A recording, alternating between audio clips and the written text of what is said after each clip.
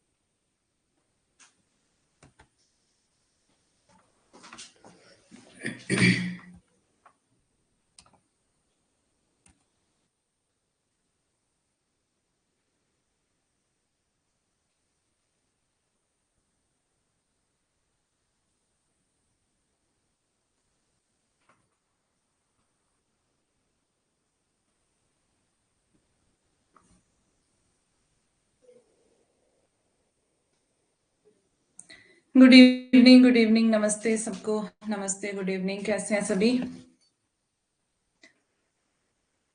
मैं अच्छी हूँ, आप बताइए आप कैसे हैं? अच्छा, आज मेरा फोन खराब हो गया है। हाँ, मैंने पीपीटी निकाल रही थी।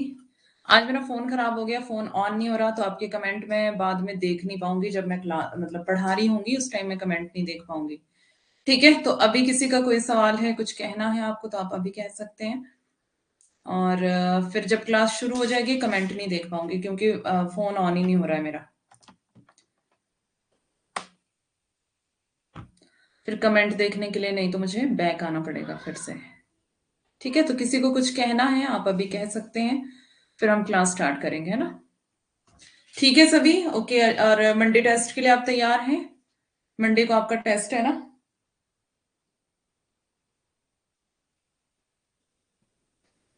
मंडे को शुक्ल से। और देखो, आदिकाल और भक्ति काल हमने पढ़ लिया है, तो हम मैं कहीं से भी पूछ सकती हूँ, है ना? Good evening Shalini, yes, okay, good. तो तैयारी रखनी है अपनी, पीवाईक्यूज एमसीक्यूज दोनों, है ना? Okay, good. जितना हमने पढ़ लिया, मैंने कुछ क्वेश्चंस बना दिए हैं शुक्ल से, और कुछ मैं अभी यहाँ वहां से भी बनाऊंगी, मत सोचना कि शुक्ल से ही बनाऊंगी, है ना? तो आप पीवाईक्यूज को भी देख लेना एक बार, मतलब शुरू शुरू के देख लेना। 18-19 के देखना, ज्यादा बहुत ज्यादा पीछे भी मत जाना। 18-19 के पीवाईक्यूज देख लेना, और पूछूंगी आदिकाल और भक्ति काल, बस इसके अलावा कुछ नहीं पूछूंगी, ठीक है? तो उसके लिए आप अपने आप को तैयार करें, कल का दिन आपके पास है। जिसने अभी तक तैयारी नहीं की है, कल तैयारी कर लेना। और अगर कोई किसी का कोई सवाल है तो आप अभी बताइए, फिर हम क्लास शुरू करेंगे। फिर मैं आपके कमेंट देख नहीं पाऊंगी बिकॉज फोन मेरा खराब हो चुका है, मैं आपको बता दिया है ना?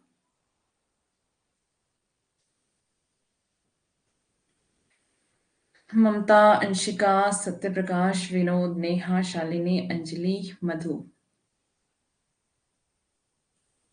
अच्छा, मधु के बाद सुशीला और नंदू।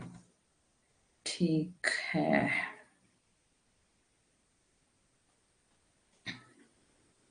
ठीक है, चलें स्टार्ट करें फिर आज के सेशन को।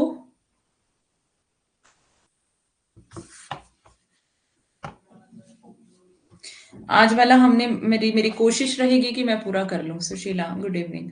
कोशिश रहेगी कि मैं पूरा कर लूं, जो हमने प्रकरण छोड़ा हुआ है वो पूरा हो जाए तो अच्छा है। गुड इवनिंग मधु। तो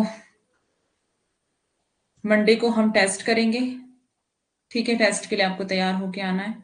उसके बाद ट्यूसडे को देखते हैं। वैसे मैंने ट्यूसडे के लिए टॉपिक दे दिया हुआ है आगे पढ़ने के लिए, पर हो सकता है मैं उसको चेंज करवाऊं तो फिर। अब तो वैसे चेंज नहीं होगा शायद, क्योंकि मैंने आज कह दिया है कि कृष्ण भक्ति शाखा आगे पढ़ेंगे। तो बाकी देखते हैं। Good evening Ankita. बाकी देखते हैं ट्यूसडे को क्या है, क्या पढ़ना है। पर मंडे को हमारा टेस्ट है, बस वो आपको ध्यान रखना है ना? तो फिर अब हम चलते हैं। अब मैं आपके बिल्कुल भी कमेंट नहीं देख पाऊंगी। अगर मुझे कमेंट देखने होंगे मेरे को बैक आना पड़ेगा। तो अभी आप पढ़ना, ठीक है, आराम से। चलें, थम्स अप दे दें एक बार। स्टार्ट करें।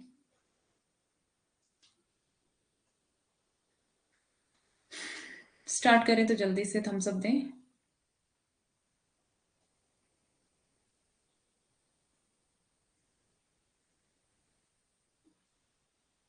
Okay, okay, good. तो वैसे मैं इसको मिनिमाइज करके भी आपके कमेंट देख सकती हूँ, पर फिर मज़ा नहीं आएगा पढ़ने का। ओके, कोई बात नहीं, कमेंट तो बाद में भी देखे जा सकते हैं ना। यहां से ही पढ़ना है ना हमने। बुक भी निकाल लेते हैं साथ में। आपके पास भी बुक है तो निकाल लो, कॉपी पेन निकाल लो अपना, और जो नोट करने वाली चीजें होंगी उसको आपको नोट भी करना है।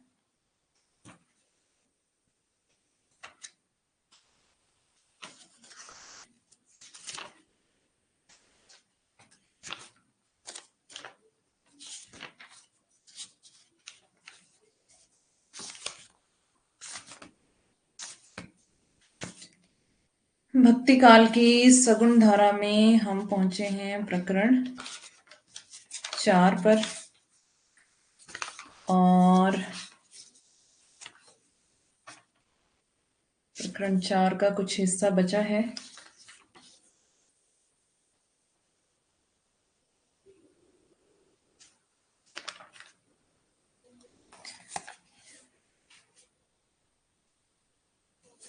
हम्म,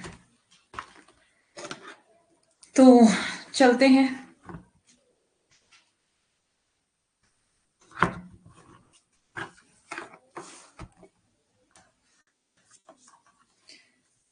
सारांश यह है कि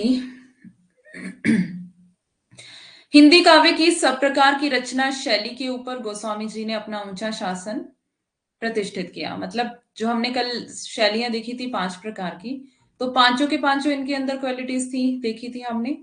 और दोनों लैंग्वेजेस, ब्रज और अवधि, है ना, और ब्रज और अवधि दोनों इनको आती थी। तो यहां पर बता रहे हैं, पूरा सारांश बता रहे हैं सारी बातों का, कि हिंदी काव्य की सब प्रकार की रचना शैली के ऊपर गोस्वामी जी ने अपना ऊंचा शासन प्रतिष्ठित किया है।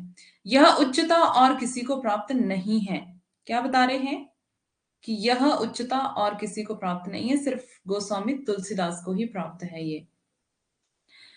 अब हम गोस्वामी जी के वर्णित विषय के विस्तार का विचार करेंगे। यह विचार करेंगे कि मानव जीवन की कितनी अधिक दशाओं का सन्निवेश उनकी कविता के भीतर है। इस संबंध में हम यह पहले ही कह देना चाहते हैं कि अपने दृष्टि विस्तार के कारण ही तुलसीदास जी उत्तरी भारत की समग्र जनता के हृदय मंदिर में पूर्ण प्रेम प्रतिष्ठा के साथ विराज रहे। ये वाली पंक्ति मैंने देखी है पेपर में, इसको आपको नोट करना है। हम ये पहले ही कह देना चाहते हैं कि यहां से अपने दृष्टि विस्तार के कारण ही तुलसीदास जी उत्तरी भारत की समग्र जनता के हृदय मंदिर में पूर्ण प्रतिष्ठा के साथ विराज रहे। हो सकता है तुलसीदास का नाम वहां ना दे, तो आपको ध्यान देना है कि तुलसीदास के लिए कहा है, और हो सकता है तुलसीदास का नाम दे और पूछ ले कि किसकी पंक्ति है, तो आपको वहां पर शुक्ल का नाम याद रखना है।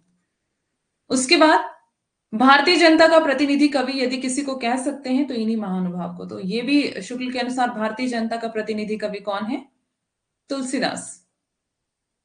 इसको भी आपको इंपॉर्टेंट में नोट करना है। आगे चलते हैं। और कवि जीवन का कोई एक पक्ष लेकर चले हैं। और कवि मतलब और कवि, बाकी कवि, है ना। और कवि का मतलब कि यहाँ पर जो बाकी, इनके अलावा, है ना। तो बाकी कवि जो है जीवन का कोई एक पक्ष लेकर चले हैं। जैसे एक किसी ने वीर काल के ऊपर लिख दिया, किसी ने उत्साह कर लिया, किसी ने भक्ति काल के ऊपर लिख दिया, है ना, किसी ने प्रेम पर लिख दिया, किसी ने ज्ञान पर लिख दिया, किसी ने अलंकार पर लिख दिया, और किसी ने कवि दाम्पत्य प्रणय श्रृंगार को लिख दिया। तो क्या बता रहे हैं कि और कवि जीवन का कोई एक पक्ष लेकर चले हैं। जैसे वीर काल के कवि उत्साह को, है ना, जो वीर काल में लिख रहे थे वो उत्साह कर रहे थे राजा को कि अ, राजा जो है और ज्यादा युद्ध में पावरफुल हो।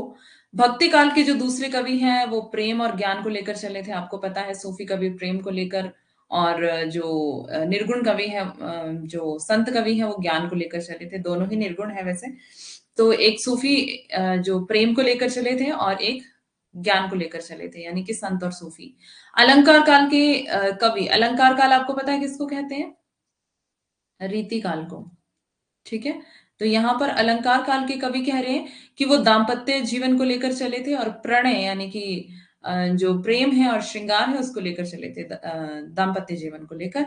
पर उनकी वाणी की पहुंच मनुष्य के सारे भावों और व्यवहारों तक है। पर इनकी वाणी किसके लिए कह रहे हैं? इनकी वाणी मतलब कि जो ये तुलसीदास के लिए कह रहे हैं, बाकी कवियों, बाकी सभी को ले लिया इन्होंने। संत कवि, सूफी कवि, है ना, सगुण निर्गुण दोनों धारा के कवियों को ले लिया इन्होंने, और मतलब हर एक कवि को ले लिया कि वो सिर्फ एक ही पक्ष को लेकर चले हैं जीवन के।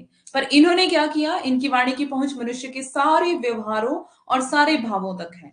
मतलब हर, इन्होंने जीवन का हर एक क्षेत्र ले लिया। इन्होंने बाकियों की तरह सिर्फ एक हिस्सा नहीं लिया। मतलब यहां पर भी ये तुलसीदास की प्रशंसा में कह रहे हैं। आगे है, एक और तो वह व्यक्तिगत साधना के मार्ग में विराग पूर्ण शुद्ध भगवत भक्ति का उपदेश करती है। दूसरी शोर दूसरी शोर लिखा है, दूसरी ओर लोक पक्ष में आकर पारिवारिक और सामाजिक कर्तव्यों का सौंदर्य दिखाकर मुग्ध करती है। व्यक्तिगत साधना के साथ ही साथ लोक धर्म की अत्यंत उज्जवल छटा उसमें वर्तमान है।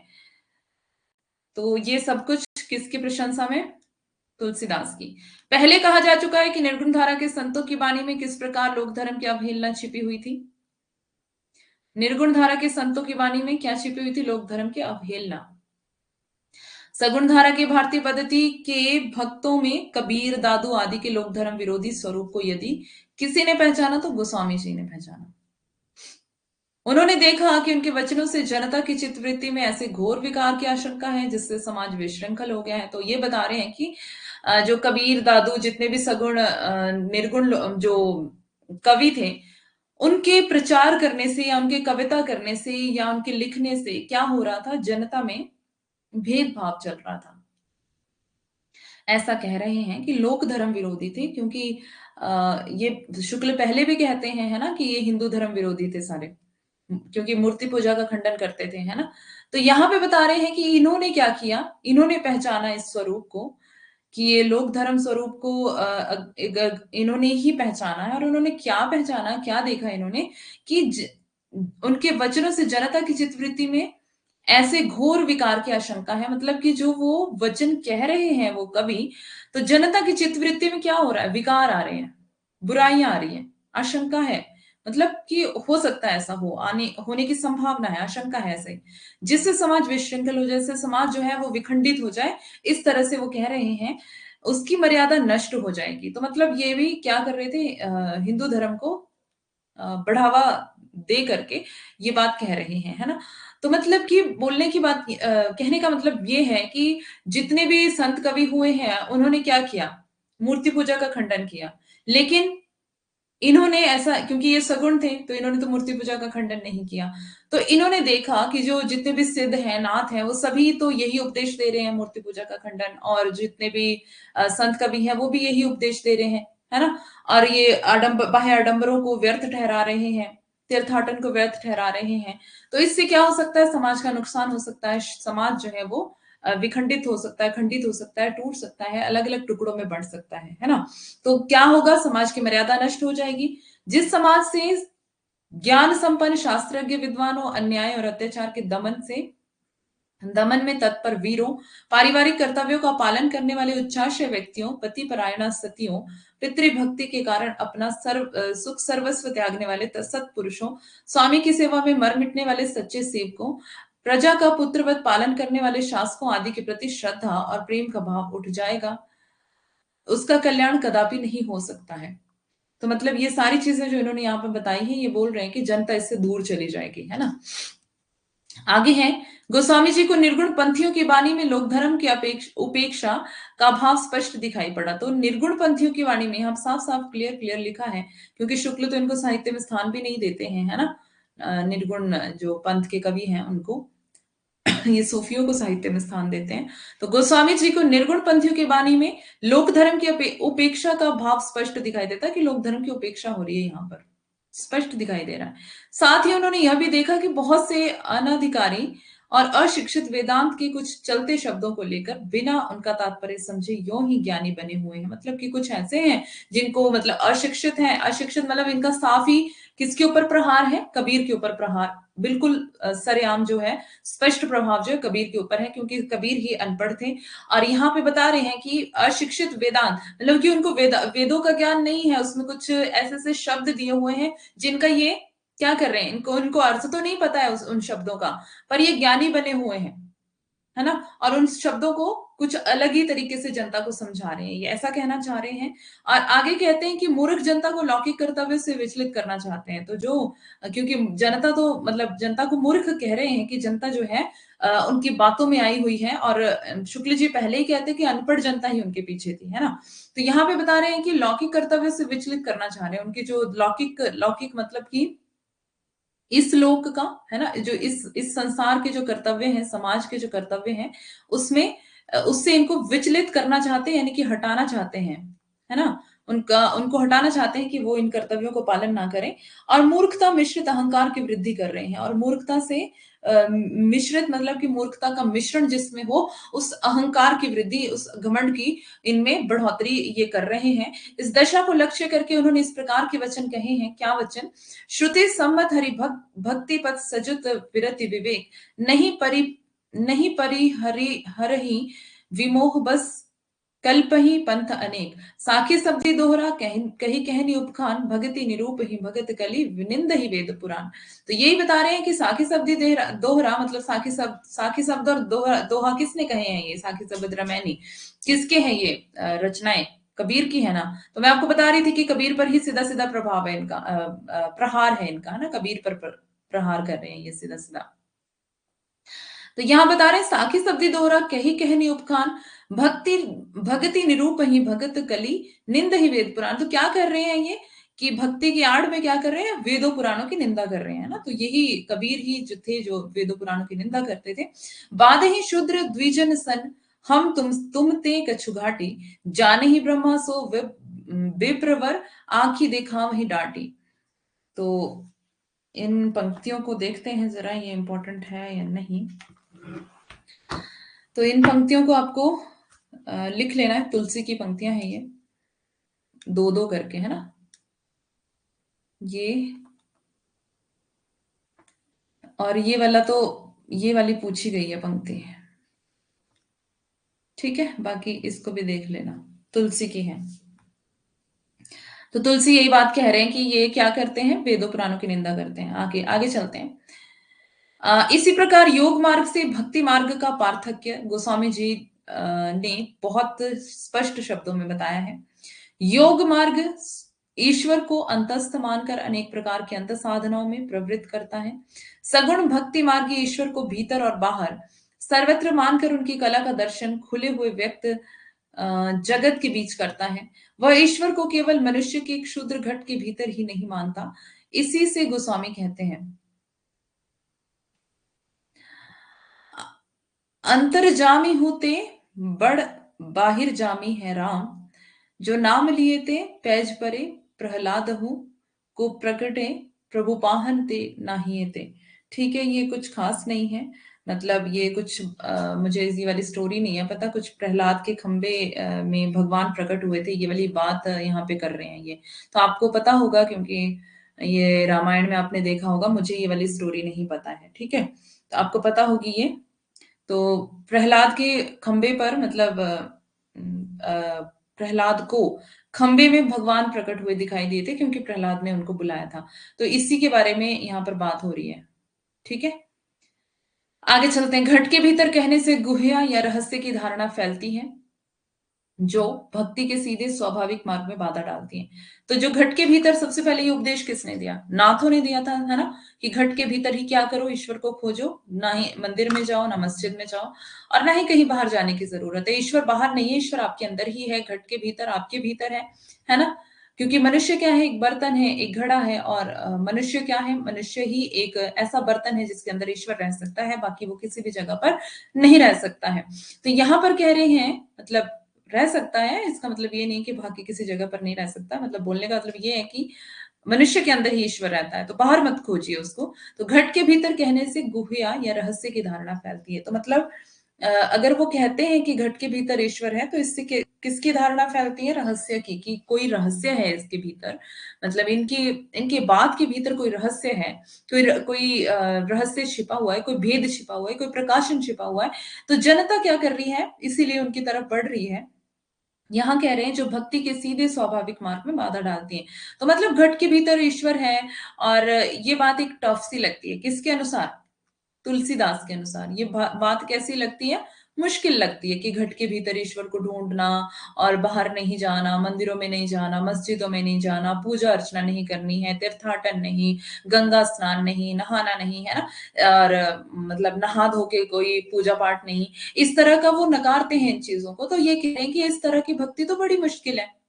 सीधा सीधी भक्ति है कि मंदिर जाओ, मत्था टेको, आ जाओ, है ना। तो ये क्या बता रहे हैं कि सीधे स्वाभाविक मार्ग में बाधा डालती है, कि जो सीधा स्वाभाविक मार्ग है कि हाँ, आपको मंदिर जाना है, मस्जिद जाना है, और वहां पर आपको जा करके मतलब आपको पूजा अर्चना करनी है, तो ये सीधा सीधा मार्ग है, ये ऐसा कह रहे हैं तुलसीदास, ऐसा कह रहे हैं। ठीक है। तो ये बोल रहे हैं कि जो घट के भीतर ईश्वर को ढूंढने की प्रवृत्ति है, और जो ये धारणा है, ये जो फैली है, तो ये भक्ति के सीधे और स्वाभाविक मार्ग में बाधा डाल रही है। घट के भीतर साक्षात्कार करने की बात कहने वाले प्राय अपने को गूढ़ रहस्यदर्शी प्रकट करने के लिए सीधी सादी बात को भी रूपक बांधकर और टेढ़ी पहेली बनाकर कहा करते हैं। तो कह रहे हैं कि जो घट के भीतर साक्षात्कार, साक्षात्कार क्या होता है? इंटरव्यू, यानी कि अपने अपने भीतर ईश्वर से मिलन, अपने घट के भीतर ही ईश्वर से मिलना, साक्षात्कार करना, करने की बात कहने वाले, मतलब वो क्या कह रहे हैं कि घट के भीतर ही ईश्वर मिलता है, तो ईश्वर के साथ साक्षात्कार आपके अंदर ही होगा। तो आप जाके क्या करिए, समाधि लगाइए, आसन लगाइए, और आसन पर बैठ जाइए, ध्यान करिए, और आपको ईश्वर मिल जाएगा। ऐसा ही कहते हैं, है ना। मैंने आपको बताया था नाथों का जो वो समाधि है, कुंडलिनी जागरण, है ना, कुंडलिनी जागरण की यहाँ पर बात हो रही है। तो कुंडलिनी जागरण वो किस तरह से करते हैं? घट के भीतर ईश्वर को ढूंढते हैं, बाहर नहीं जाते हैं। तो यही बात यहाँ पर कर रहे हैं कि साक्षात्कार करने की बात कहने वाले प्राय अपने को गूढ़ रहस्यदर्शी, मतलब कि बड़े गूढ़ भेद, बहुत ही ज्यादा जो रहस्य है उनके पास, तो वो रहस्यदर्शी हैं। उन बातों को प्रकट करने के लिए वो सीधी बात भी होगी तो उसको भी क्या करेंगे, कुछ टेढ़ी बात, कुछ टेढ़ेपन में बोलेंगे, और कुछ पहेली बनाकर जनता के सामने पेश करेंगे, जिससे उनको ये लगेगा कि ये तो बहुत ही ज्यादा कोई गूढ़ रहस्य है, इसमें तो बहुत ही गहरा कोई भेद छिपा हुआ है ना। तो ये ऐसा कह रहे हैं कि ऐसा मतलब ये करते थे जो घट के भीतर, मतलब इन्होंने नाम नहीं लिया है कि घट के भीतर कौन करता है। वैसे नाथों से ये परंपरा चली थी, और नाथों से कबीर भी इसी में थे, इसी में शामिल थे, है ना। कबीर पे भी नाथों का ही प्रभाव था, और इसके बाद जितने भी संत कवि हुए वो सब इसी लीग पर चले हैं। ठीक है। तो यहां पर बात कर रहे हैं आगे कि ये सीधी बात को भी पहेली बनाकर कहेंगे, रूपक बांध कर कहेंगे, ताकि जनता को और ज्यादा लगे कि इनके पास तो बड़े गहरे भेद हैं। पर इस प्रकार की दुराव छिपाव की प्रवृत्ति को गोस्वामी जी भक्ति का विरोधी मानते हैं। तो ये शुक्ल कह रहे हैं कि जो ये दुराव छिपाव की प्रवृत्ति है, इसको गोस्वामी तुलसीदास क्या मान रहे हैं कि भक्ति के विरोधी हैं ये लोग। भक्ति भक्ति के रास्ते पर नहीं चल रही, विरोध कर रहे हैं भक्ति का। सरलता या सीधेपन को वे भक्ति का नित्य लक्षण कहते हैं। तो कह रहे हैं कि सरलता और सीधापन इन व्यक्ति के अंदर होना चाहिए, वही भक्ति का नित्य लक्षण है, वही भक्ति का अच्छा लक्षण है, जो कि हर दिन इंसान के अंदर होना चाहिए, सरलता और सीधापन। मन की सरलता, वचन की सरलता, और कर्म की सरलता, तीनों, मन, वचन और कर्म, मन वचन और कर्म कहते हैं तीनों की सरलता को, तीनों को। सूबे मन सूधे वचन सूधी सब करतूती, तुलसी सूदी सकल विधि, रघुवर प्रेम प्रसूति। तो यही बात कर रहे हैं कि सीधा मन, सीधा वचन और सीधा कर्म होना चाहिए, करतूती, है ना। तो तुलसीदास ये संदेश दे रहे हैं लोगों को। वे भक्ति के मार्ग को ऐसा नहीं मानते जिसे लखे कोई बिरले। तो मतलब संत कवियों ने क्या उपदेश दिया कि लाखों में कोई बिरला ही जा सकता है। आप भी सत्संग में कभी गए होंगे, तो लाखों में कोई बिरला, बिरला मतलब कोई कोई एक दो, है ना, कोई एक दो ही जा सकता है। अब लाखों में कोई एक दो ही जा सकता है, बाकी बाकी कहाँ है?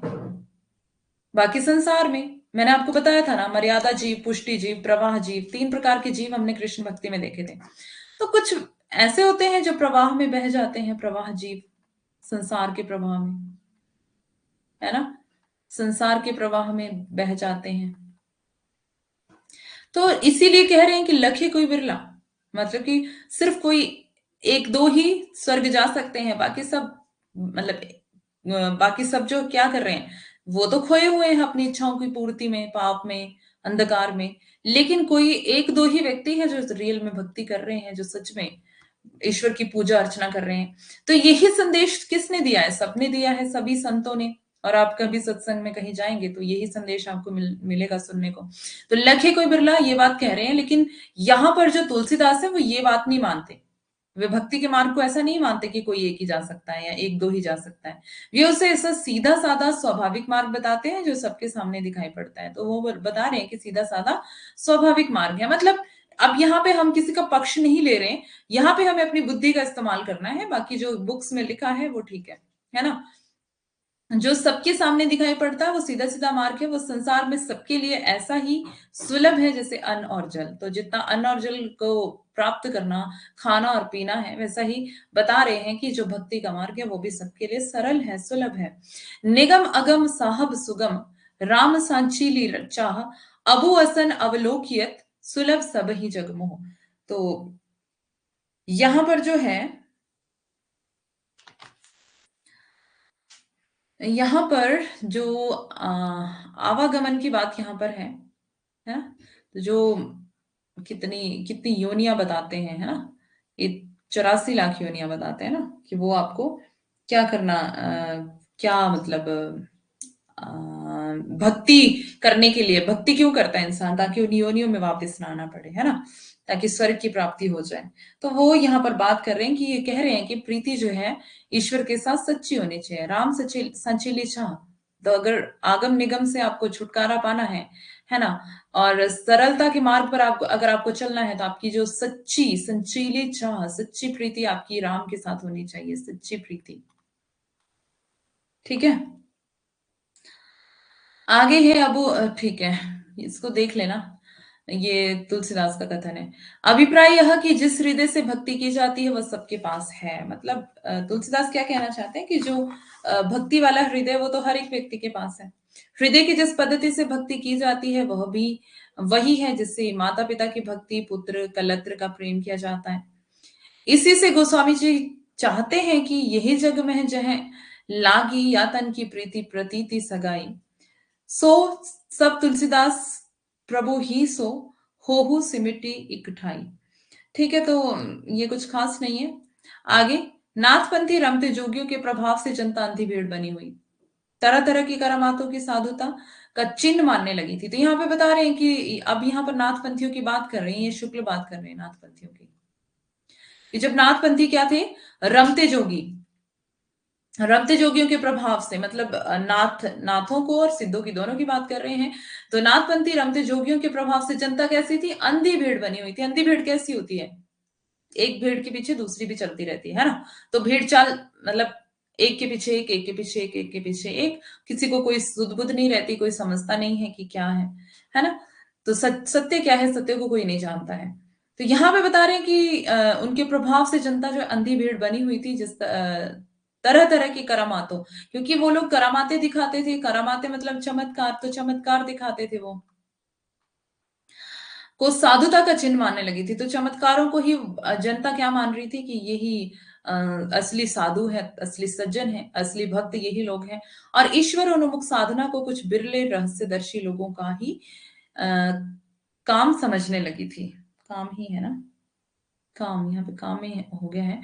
तो यहाँ पे बता रहे हैं कि ईश्वर उन्मुख साधना को, ईश्वर उन्मुख मतलब ईश्वर की ओर उन्मुख होती हुई साधना को कुछ बिरले रहस्यदर्शी लोगों का ही काम समझने लगी थी। मतलब जनता ऐसे सोच रही थी कि जो ईश्वर की उन्मुख साधना है, मतलब ईश्वर की तरफ बढ़ने वाली जो साधना है, उसमें तो कोई लखे कोई बिरला, वही वाला उपदेश कि कोई बिरला ही जा सकता है, तो ये एक रहस्य है। तो जनता उसको यही समझने लगी थी कि ये तो एक बड़ा गूढ़ भेद है और ये बड़ा टफ मार्ग है, इसमें कोई एक दो ही जा सकता है।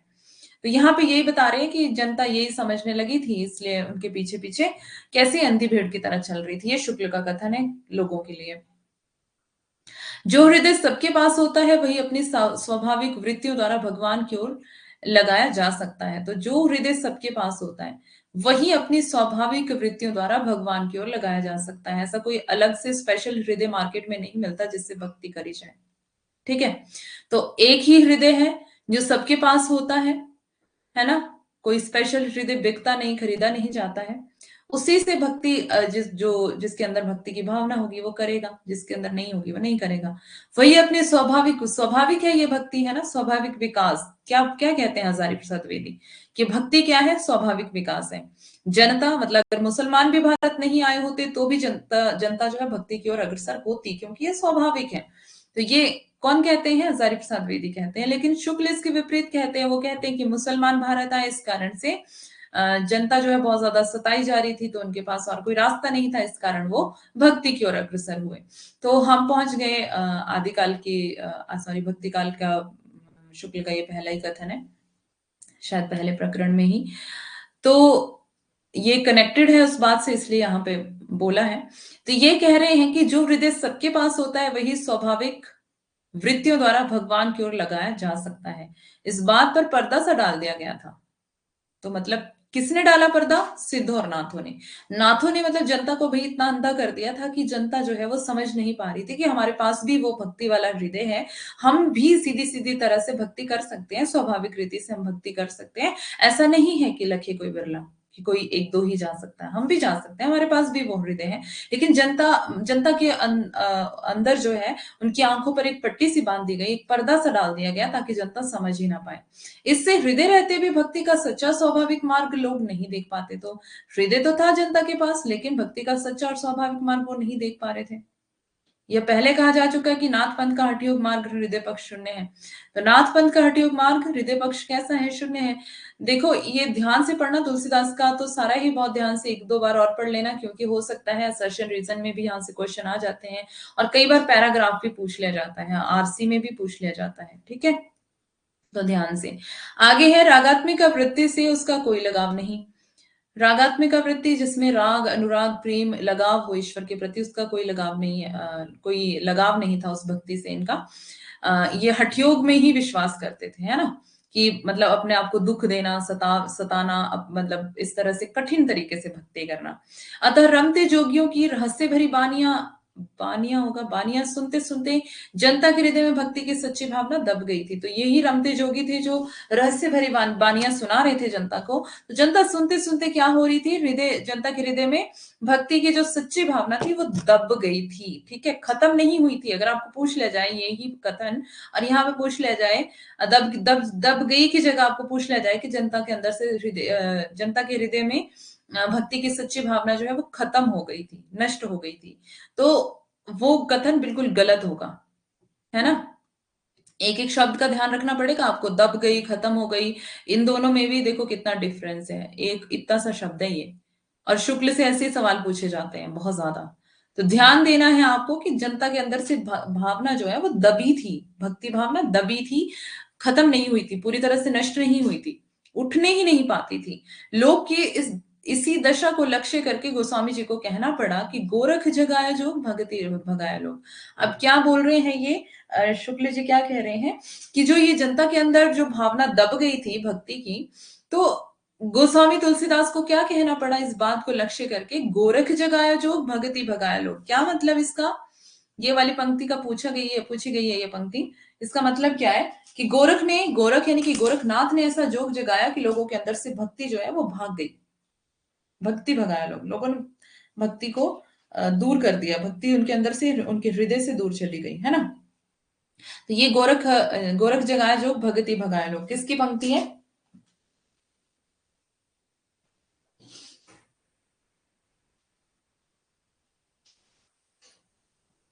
गोरख जगाया जो भगति भगाया लोग, तुलसीदास की पंक्ति है। ठीक है, यहाँ पे बता रहे हैं ना गोस्वामी जी को कहना पड़ा, तो ये किसकी पंक्ति है, तुलसीदास की। ध्यान रखेंगे इसको, पूछी जाती है, ये पूछी गई है।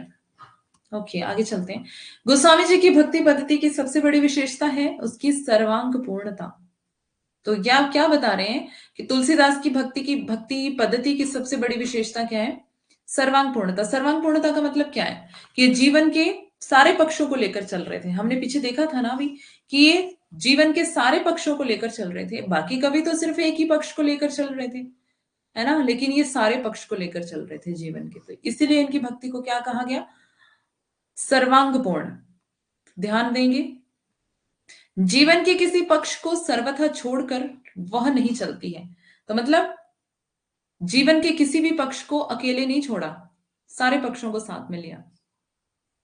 सब पक्षों के साथ उसका सामंजस्य है। सब जितने भी जीवन के पक्ष है सबके साथ एक तालमेल स्थापित किया हुआ है। बैलेंस्ड है सारी चीजें, है ना, बैलेंस बनाया हुआ है। ना उसका कर्म और धर्म से विरोध है, ना ज्ञान से विरोध है, किसी चीज से कोई विरोध नहीं है। धर्म तो उसका नित्य लक्षण है।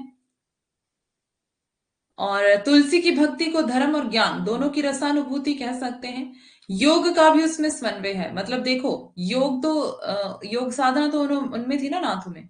तो ये बता रहे हैं कि इनकी भक्ति में भी योग का जो समन्वय है, योग भी है और जीवन के सारे पक्ष भी हैं। तो इसके इसीलिए इनकी भक्ति को क्या क्या कहा गया? सर्वांगपूर्ण।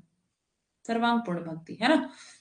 तो जीवन के सारे पक्ष हैं उसमें। तुलसी की भक्ति को धर्म ज्ञान दोनों की रसानुभूति कह सकते हैं। धर्म भी है, ज्ञान भी है, पर उतने ही का जितना ध्यान के लिए चित्त को एकाग्र करने के लिए आवश्यक है। मतलब योग है, ऐसा नहीं बता रहे हैं ये कि योग नहीं है, योग है, पर साथ साथ ही साथ ये सफाई भी दे रहे हैं कि क्या कह रहे हैं कि सिर्फ योग है पर इतना ज्यादा नहीं है जितना नाथों सिद्धों में है।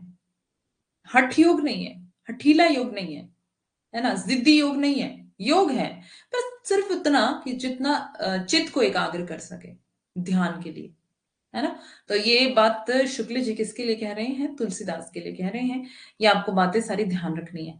प्राचीन भारतीय भक्ति मार्ग के भीतर भी उन्होंने बहुत सी बढ़ती हुई बुराइयों को रोकने का प्रयत्न किया। तो जो प्राचीन जो भारत में भक्ति मार्ग चला आ रहा था, उनके भीतर उस मार्ग के भीतर जितनी भी बुराइयां बढ़ रही थी उनको रोकने का प्रयत्न किया गया। मतलब इनके द्वारा, तुलसीदास के द्वारा ये प्रयत्न कर रहे थे कि सारी बुराइयां रुक जाएं।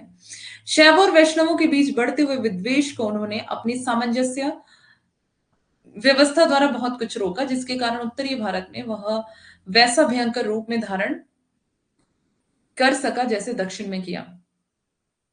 शैव और वैष्णवों के बीच बढ़ते हुआ विद्वेष, मतलब शैव और वैष्णव के बीच क्या चल रहा था? विद्वेष बढ़ रहा था। उन्होंने सामंजस्य व्यवस्था द्वारा बहुत कुछ रोका, तालमेल स्थापित किया। किसने?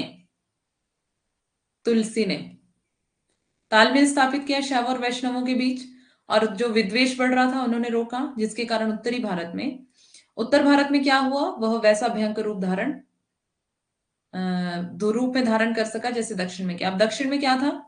भक्ति अच्छे से चल रही थी तो उत्तर में भी वैसे ही हो गई। यहीं तक नहीं, जिस प्रकार उन्होंने लोक धर्म और भक्ति साधना को एक में सम्मिलित करके दिखाया, उसी प्रकार कर्म ज्ञान और उपासना के बीच भी सामंजस्य उपस्थित किया। तो मतलब कर्म ज्ञान उपासना के बीच में इन्होंने एक तालमेल बिठाया। मानस के बाल कांड में, मानस मतलब रामचरित मानस की बात कर रहे हैं, उसके बाल कांड में संत समाज का जो लंबा रूपक है वह इस नाते को स्पष्ट रूप में सामने लाता है। इस नाते को मतलब इस जो तालमेल सामंजस्य इन्होंने बिठाया। भक्ति की चरम सीमा पर पहुंचकर भी लोक पक्ष उन्होंने नहीं छोड़ा। तो मतलब भक्ति की बहुत ऊंची सीमा पर वो पहुंच चुके थे, लेकिन लोक पक्ष नहीं छोड़ा, जनता का पक्ष नहीं छोड़ा। लोक संग्रह का भाव उनकी भक्ति का एक अंग था। ठीक है, कहाँ पहुंचे हैं हम बुक में?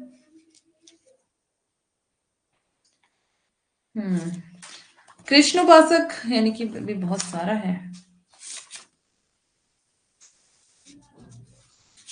आज ही कंप्लीट, चलो तुलसीदास तो हो ही जाएगा कंप्लीट, नाबादास रह जाएगा आगे, कोई बात नहीं। कृष्ण उपासक भक्तों में इस अंग की कमी थी। उनके बीच उपास्य और उपासक के संबंध की ही गूढ़ अति गूढ़ व्यंजना हुई। दूसरे प्रकार के लोक व्यापक नाना संबंधों के कल्याणकारी सौंदर्य की प्रतिष्ठा नहीं हुई थी। यही कारण है कि इनकी भक्ति रस भरी वाणी और मंगलकारिणी मानी गई, वैसी और किसी की नहीं। किसके लिए बोल रहे हैं? यहां से, इनकी भक्ति रस भरी वाणी जैसे मंगलकारिणी मानी गई वैसे किसी और की नहीं। किसके लिए कह रहे हैं? तुलसीदास। कौन कह रहे हैं? शुक्ल। ध्यान दें। आगे, आज राजा से रंक तक के घर में गोस्वामी जी का रामचरितमानस विराज रहा है ना। राजा से लेकर भिखारी तक के घर में रामचरितमानस मिलता है। रामचरितमानस बहुत ज्यादा प्रसिद्ध है और प्रत्येक प्रसंग पर इनकी चौपाइयां कही जाती हैं। अपनी सगुण उपासना का निरूपण गोस्वामी जी ने कई ढंग से किया। रामचरितमानस में नाम और रूप दोनों को ईश्वर की उपाधि कहकर भी उन्हें उसकी अभिव्यक्ति मानते हैं। नाम रूप दुहु इस उपाधि अकथ अनादि सुसामुझी आद साधी। नाम रूप गति अकथ कहानी समुझित दुखद सुखद ना परति बखानी। अगुन सगुन बिच नाम सुख सुसाखी उभय प्रबोधक चतुर दुबाखी। दोहावली में भी भक्ति की सुगमता बड़े ही मार्मिक ढंग से गोस्वामी जी ने इस दोहे के द्वारा सूचित की है। तो ये दोहावली की पंक्तियां है नीचे वाली।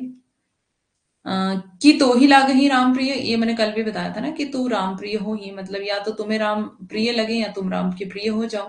दुई में रुचि जो सुगम जो तुम्हें सही लगे वही तुम करो, ये तुलसीदास कह रहे हैं। तो ये दोहावली की पंक्ति है और कल भी हमने ये पढ़ी थी, है ना। ठीक बा। ओके, आगे चलते हैं। इसी प्रकार रामचरितमानस के उत्तरकांड में उन्होंने ज्ञान की अपेक्षा भक्ति को कहीं अधिक सुसाध्य और आशु फलदायिनी कहा है। आशु फलदायिनी क्या होता है? जो बहुत सारा फल दे, है ना। बता रहे हैं कि रामचरितमानस के उत्तरकांड में उन्होंने ज्ञान की अपेक्षा भक्ति को कहीं अधिक सुसाध्य और आशु फलदायिनी कहा है। रचना कौशल, प्रबंध पटुता, सहृदयता इत्यादि सब गुणों का समाहार हमें रामचरितमानस में मिलता है। पहली बात जिस पर ध्यान जाता है वह है कथा काव्य के सब अवयवों का उचित समीकरण। कथा काव्य या प्रबंध काव्य के भीतर इतिवृत्त, वस्तु व्यापार, वर्णन, भाव व्यंजना और संवाद ये अवयव होते हैं। ना तो अयोध्यापुरी की शोभा, बाल लीला, नक्षिक जनक की वाटिका, अभिषेकोत्सव आदि के वर्णन बहुत लंबे होने पाए हैं, ना पात्रों के संवाद, मतलब पात्रों के संवाद भी लंबे नहीं है और जो जितना भी इन्होंने वर्णन किया है वो भी बहुत लंबा नहीं है। ना प्रेम शोक आदि भावों की व्यंजना, मतलब कुछ भी, मतलब हर चीज का इन्होंने सामंजस्य बिठाया हुआ है बहुत अच्छे से। इतिवृत्त की श्रृंखला भी कहीं से टूटती नहीं है। दूसरी बात है कि कथा के मार्मिक स्थलों की पहचान, तो मतलब कथा के जो मार्मिक स्थल है उनकी भी बहुत अच्छे से उन्होंने वर्णन किया है, क्योंकि मार्मिक स्थलों का वर्णन जब हम आगे जाकर देखेंगे, शायद वो केशव दास की रचनाओं में है, आगे जाकर देखेंगे तो इतना भद्दा है वो, और इनके साथ अगर उनकी तुलना की जाए तो वो मतलब बहुत ही ज्यादा भद्दा है। अभी आगे आएगा तो पढ़ेंगे उसको। अधिक विस्तार हमें ऐसे ही प्रसंगों का मिलता है जो मनुष्य मात्र के हृदय को स्पर्श करने वाले हैं, जैसे जनक की वाटिका में राम सीता का परस्पर दर्शन, राम वन गमन, दशरथ मरण, भरत की आत्मग्लानि, वन के मार्ग में स्त्री पुरुषों की सहानुभूति, युद्ध, लक्ष्मण को शक्ति लगना इत्यादि। तीसरी बात है प्रसंगानुकूल भाषा। भाषा भी बहुत अच्छी है, रसों के अनुकूल कोमल कठोर पदों की योजना तो निर्दिष्ट रूढ़ी ही है। देख लो मतलब इन्होंने कितनी ज्यादा इनकी प्रशंसा की है और रामचरितमानस का तो पूरा ही वर्णन दे दिया। उसके अतिरिक्त गोस्वामी जी ने इस बात का भी ध्यान रखा है कि किस स्थल पर विद्वानों या शिक्षितों की संस्कृत मिश्रित भाषा रखनी चाहिए और किस स्थल पर ठेठ बोली। तो मतलब इन्होंने भाषा का भी बहुत ध्यान रखा है कि कहाँ पर संस्कृत आएगी, कहाँ पर शिक्षितों की भाषा, कहाँ पर ठेठ बोली, ठेठ अवधि आएगी। घरेलू प्रसंग समझकर केकई और मंथरा के संवाद में उन्होंने ठेठ बोली, क्योंकि वो थोड़ी मतलब बुजुर्ग और कम पढ़ी या फिर अनपढ़ स्त्रियां हैं तो वो ठेठ में बोलेंगी, है ना। स्त्रियों में विशेष चलते प्रयोगों को व्यवहार किया है। अनुप्रास की और प्रवृत्ति तो सब रचनाओं में स्पष्ट लक्षित होती है। चौथी बात है श्रृंगार रस का शिष्ट मर्यादा के भीतर बहुत ही व्यंजक वर्णन, मतलब श्रृंगार रस है लेकिन मर्यादा में रहकर, है ना, आउट ऑफ मर्यादा नहीं है। ओके, आगे चलते हैं। जिस धूमधाम से मानस की प्रस्तावना चली उसे देखते ही ग्रंथ के महत्व का आभास मिल जाता है। उससे साफ झलकता है कि तुलसीदास जी अपने ही एक दृष्टि रखने वाले भक्त ना थे, संसार को भी दृष्टि फैलाकर देखने वाले भक्त थे। मतलब ऐसा नहीं था कि सिर्फ अपने आप को ही देखते थे, वो संसार को भी बहुत ही अच्छे गहराई से देखते थे। जिस व्यक्त जगत के बीच उन्होंने उन्हें भगवान के राम रूप की कला का दर्शन कराना था, पहले चारों ओर दृष्टि दौड़ाकर उसके अनेक रूपात्मक स्वरूप को उन्होंने सामने रखा। फिर उसके भले बुरे पक्षों की विषमता देख दिखाकर अपने मन को का यह कहकर समाधान किया, सुधा सुरा सम साधु असाधु जनक एक जल जग जलधि अगाधु। इंपॉर्टेंट पंक्ति है और किसकी है ये? जिस तरह दुनिया में अमृत और जहर एक साथ है ना, दोनों का रचयिता एक ही है, उस तरह से जो है बता रहे हैं कि भले और बुरे पक्ष दोनों ही होते हैं। मतलब ये कहने का इनका मतलब है कि दोनों सुधा और सुरा, सुधा होता है अमृत, अमृत, और सुरा होता है विष। दोनों ही, दोनों का रचयिता एक ही है ना, दोनों एक साथ है। तो उसी तरह से क्या होता है, भले बुरे पक्ष तो रहते ही हैं। तो हर चीज को हमें उस तरीके से देखना है कि भला और बुरा दोनों चीजें हमें पता हो। मनुष्य की मर्जी है कि वो सुधा को चुने या फिर सुरा को चुने। तो कुछ लोग जो है वो सुधा को चुन लेते हैं, कुछ लोग जो है वो सुरा को चुनते हैं, कुछ अमृत को चुनते हैं, कुछ विष को, कुछ बुराई को चुनते हैं, कुछ अच्छाई को, है ना। रावण ने बुराई को चुना और राम ने अच्छाई को। तो बुराई अच्छाई तो रहती है, अब आपकी मर्जी है किसको चुनना है। दो पक्ष हैं, ठीक है। तो यही यहाँ पे कहना चाह रहे हैं इस पंक्ति के माध्यम आगे चलते हैं। इसी प्रस्तावना के भीतर तुलसी ने अपनी उपासना के अनुकूल विशिष्टाद्वैत सिद्धांत का भी आभास ये कहकर दिया, सिया राम में सब जग जानी, करो प्रणाम जोरी जुग बानी। जगत को केवल राम में ना कहकर उन्होंने सिया राम में कहा है। मतलब ऐसा नहीं बोला है उन्होंने कि इस राम ने ही जगत की रचना की है या फिर राम ही है जो सर्वोपरि है। उन्होंने सीता का नाम भी लिया है, सिया राम में कहा है ना। मतलब हर एक पक्ष का ध्यान रखते हुए, सीता प्रकृति स्वरूपा है और राम ब्रह्मा है। प्रकृति अचित पक्ष है और ब्रह्मा चित पक्ष है। अतः पारमार्थिक सत्ता चिद चिद विशिष्ट है, यह स्पष्ट झलकता है। चित और अचित वस्तुतः एक ही है, इसका निर्देश उन्होंने गिरा अर्थ जल बिची सम कहियत भिन्न न भिन्न बंदो सीता राम पद जान ही राम प्रिय खिन, ये कहकर इन्होंने किया है। ठीक है,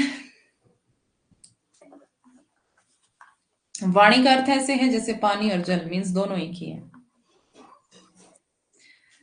क्या बता रहे हैं ये बता, इनका कहने का मतलब यही है कि सीता और राम दोनों एक ही हैं। गिरा, गिरा होता है पानी, गिरा अर्थ जल बीच सम कहिए तो भिन्न न भिन्न, की गिरा और जल के बीच में अगर हम देखें तो दोनों में समानता है। सम मतलब समानता है, इनको हम भिन्न भिन्न नहीं कह सकते हैं क्योंकि जल गिरा, गिरा भी गिरा होता है पानी, और यहाँ पर दूसरा जो शब्द दिया वो जल दिया, तो पानी और जल एक ही बात है।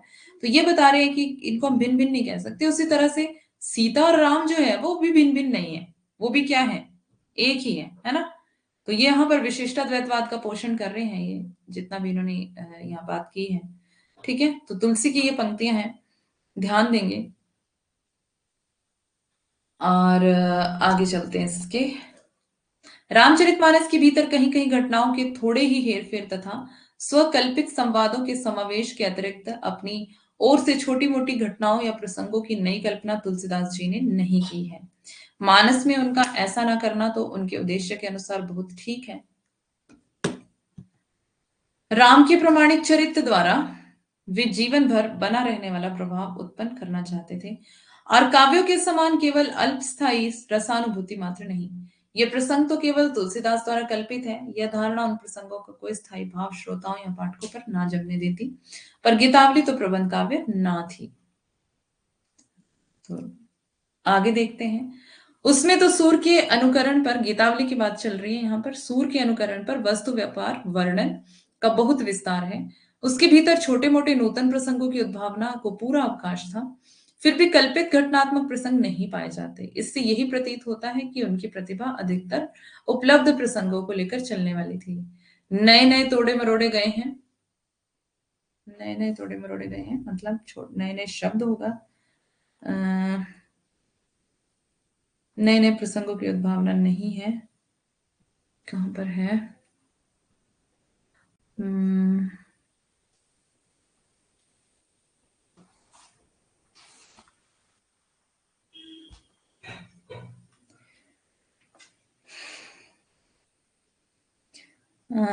क्या है, बुक में पढ़ती हूँ। उसके भीतर छोटे छोटे नूतन प्रसंगों की उद्भावना का पूरा अवकाश था, फिर भी कल्पित घटनात्मक प्रसंग नहीं पाए जाते। इससे ये प्रतीत होता है कि उनकी प्रतिभा अधिकतर उपलब्ध प्रसंगों को लेकर चलने वाली थी, नए नए प्रसंगों की उद्भावना करने वाली नहीं। नए नए प्रसंगों को लेकर चल नए नए प्रसंगों की उद्भावना करने वाली नहीं। कुछ यहाँ पे मिसिंग है ना। नए नए प्रसंगों की उद्भावना, उद्भावना करने वाली नहीं। ठीक है, आगे है। उनकी कल्पना वस्तु स्थिति को ज्यों के त्यों लेकर उसके मार्मिक स्वरूपों के उद्घाटन में प्रवृत्त होती थी। अच्छा, यहाँ पर कुछ कुछ कुछ कुछ मुझे मिसिंग लग रहा है। चलो देखते हैं। अगर ये वाली पंक्ति यहाँ पे नहीं हुई तो मैं लिख दूंगी ना। पर गोस्वामी जी की वाक्य रचना अत्यंत प्रौढ़ और सुव्यवस्थित है, एक भी शब्द फालतू नहीं है। खेद है कि भाषा की सफाई सफाई पीछे होने वाले बहुत कम कवियों में रह गई। पीछे मतलब इनके बाद सब रसों के समेत व्यंजना इन्होंने की है, पर मर्यादा को उल्लंघन इन्होंने कहीं पे भी नहीं किया है। मर्यादा को बहुत लोगों ने उल्लंघन किया, बट इन्होंने नहीं किया। प्रेम और श्रृंगार का ऐसा वर्णन जो बिना किसी लज्जा और संकोच के सबके सामने पढ़ा जा सके, है ना। रामचरितमानस सबके सामने देख सकते हैं आप, रामायण तो ये बता रहे हैं कि सबके सामने पढ़ा जा सकता है, आप अपनी फैमिली के साथ बैठकर देख सकते हैं। ये गोस्वामी जी का ही है। पर निसंकोच कह सकते हैं कि यह एक ही कवि हिंदी को एक प्रौढ़ साहित्यिक भाषा सिद्ध करने के लिए काफी, ये बहुत ही इंपॉर्टेंट पंक्ति है और पूछी गई है ये, तो इसको ध्यान रखेंगे। और ये शायद हम कहाँ पर पहुंच गए हैं।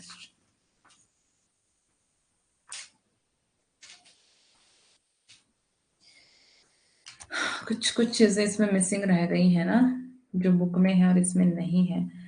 तो कुछ कुछ यहाँ पे प्रसंग दिए हुए हैं, जो इनकी रचनाओं के नाम भी, जो हमने शायद कल पढ़ ली थी वो।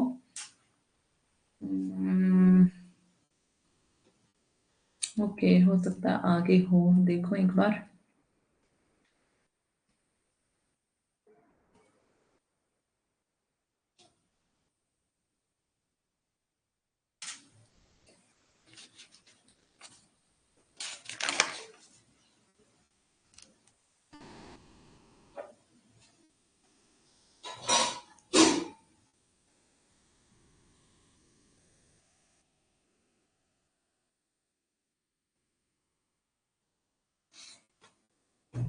एक पेज इसमें मिसिंग है।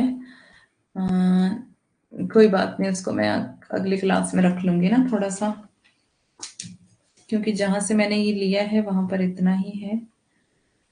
और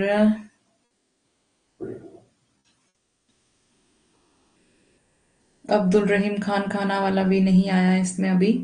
ओके, जो रह गया है ना उसको मैं अगली क्लास में कर दूंगी। आप बंद करें क्लास को, बताएं मुझे, अग्रदास को पढ़ना है। अभी मैं आती हूँ आपके पास, जरा देखते हैं क्या कह रहे हैं आप। अच्छा, आपने बोला था कल, मुझे याद दिला देना 102 page number. Okay, good good, याद आ गया था वैसे मुझे। Thank you very much. Good evening Poonam और अनुसुईया।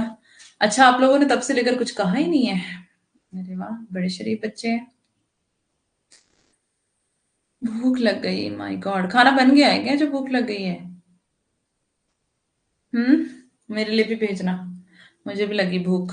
और बोल तो मैं रही थी इतनी देर से, भूख तो मुझे लगनी चाहिए। हैं, बैठने वालों को भी भूख लगती है क्या? ओके, तो कल टेस्ट है, परसों मतलब कल नहीं, मंडे को मैम टेस्ट के साथ पढ़ाई भी करेंगे। अच्छा, ओके, टेस्ट के साथ पढ़ाई भी करेंगे, तो हाँ टेस्ट के साथ पढ़ाई भी हो ही जाएगी। ओ, सब कुछ नीचे खाना चाहिए, अभी तो भूख लग रही है मुझे भी। अब भूख का नाम ले लिया तो और लग रही है। अच्छा, पढ़ाई का ये है कि वही उसी से रिलेटेड बताती चलूंगी, बाकी कुछ अलग से देखते हैं कितना टाइम बचता है। क्या बताऊं मैं? Thank you very much ma'am, nice class. Okay, most welcome. Today nice class ma'am, thank you. Okay, most welcome Madhu Satya Prakash. क्या बताऊं मैं और? पार्सल भेज दूंगी, okay okay. Okay, thank you very much. ठीक है, वीकेंड को एंजॉय कीजिए और कल पढ़ लेना, ठीक है? परसों मिलेंगे टेस्ट के साथ यूट्यूब क्लास में।